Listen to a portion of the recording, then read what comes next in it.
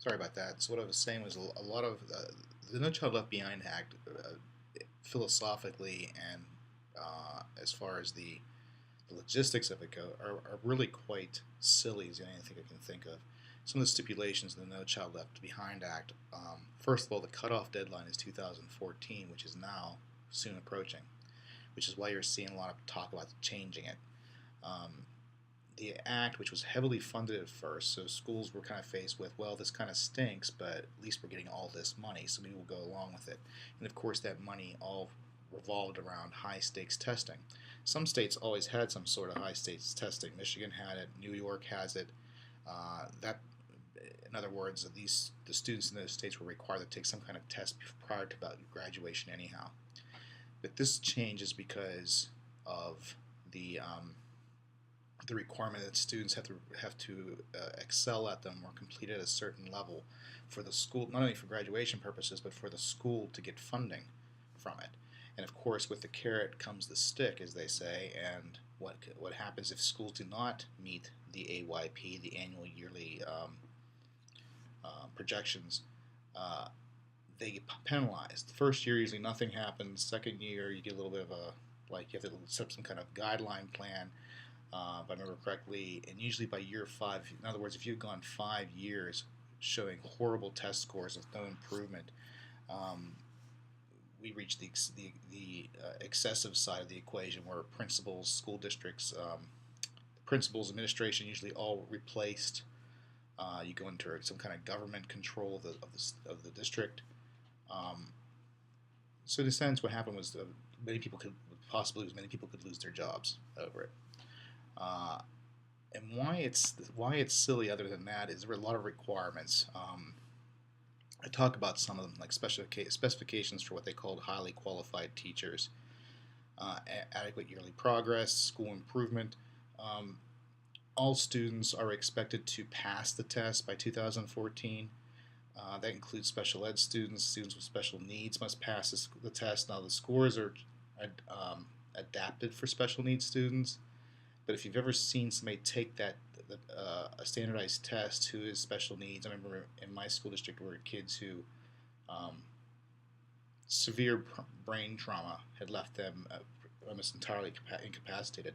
They were still required to take the test, and it would be they had to work with an aide who would read the test to them and say something like, "Is this a piece of paper?" I'm holding this up, and and and this aide would have to say, "I think the student said yes. That's a piece of paper." That may seem like I'm really stretching the example, but it wasn't really much further from that. It was really a lot of identification and a lot of interpretation. And they had their own category. Special needs students have their own category in the No Child Left Behind Act, but they too must show progress. Schools had to be 100% violence free by 2014. Again, the definitions on violence, I'm not sure. Part of this problem with this act is that things weren't really highly defined. Um, I don't know, not violence where students bring guns, but things like bullying, pushing, fights, arguments. Those things happen in any social setting. Schools are not exempt. So I find it hard to believe that anybody could have none as far as acts of I don't know, aggression. All schools had 100% attendance rates by 2014, 100% graduation rates. Um, this is crazy. I mean, it's just really what you end up having is you have a number of school districts that end up having they're forced to lie. You had students who suspiciously moved out of the districts and were lost in the paperwork trail. So anyhow, it has not been a good ride with No Child Left Behind. And as I talked about last week with the whole thing with the testing, it forced schools to pay companies to come in and test the year before the tests. So you had to take another test, so you could target these kids because the stakes are so high. Now, with all these things, the other thing I want to talk about, and this relates widely, directly to your discussion question this week. And I apologize for if I'm talking very fast, but I'm trying to keep these short, these video lectures short. Because of the lack of funding, and because the thing with No Child Left Behind is funding has dropped off since the initial days of it. Uh, I talk about where the property taxes is still the chief source of revenue for school districts. That's in the Prezi. The state is where the rest of it comes from.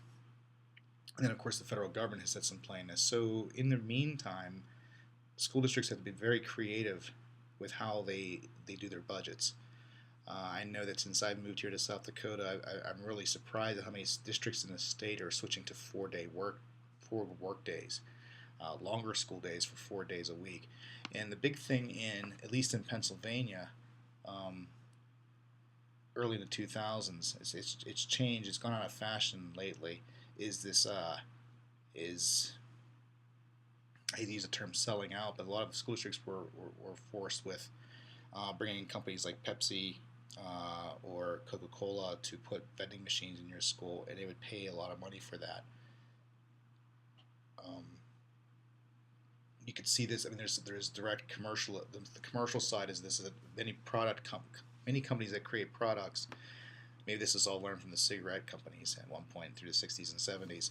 Is people tend to be loyal to brands. So if you can get them hooked on your brand early, they usually will stay with that brand forever. So Pepsi Coke is a perfect example. So schools where we put in vending machines, and when people argued that, well, this isn't a very healthy, these aren't very healthy products, uh, companies like Pepsi would just add their Aquafina as their water product. They'd come up with some kind of juice or whatever and put these in the schools. And in return, they usually in some cases, received a large chunk of money. In other areas, I know in my school district, the Pepsi paid for scoreboards and stadiums and gymnasiums and things like that. So I'm asking one of the things for this discussion question this week, how do you weigh in on this? It's easy to say, no, we shouldn't do it, but it's also, okay, well, the superintendent could say, okay, I can throw Pepsi out of the building and we won't have their vending machines anymore, but we have to cut the art program.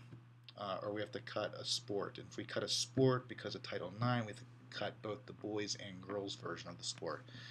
How do we negotiate through this? It's my question for this week. So, that puts this close to 10 minutes. Let me look one more thing here. If I want to discuss anything else.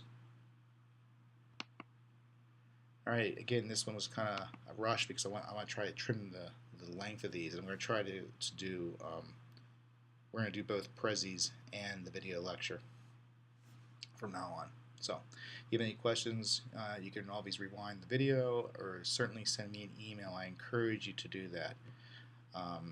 I often film only teaching a third of you because I don't get responses from a third of you. If we were all face-to-face in the class, I could look around the classroom and see who's paying attention, who's not. I could double-check to make sure we're all here, we're all listening, and we're all getting the topic matter. But through this format, it's really hard for me to do that. Keep that in mind, because unlike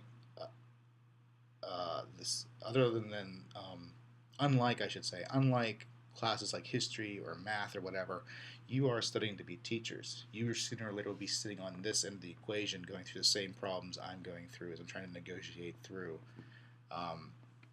what is working, what is not. Thank you, and we'll talk next week.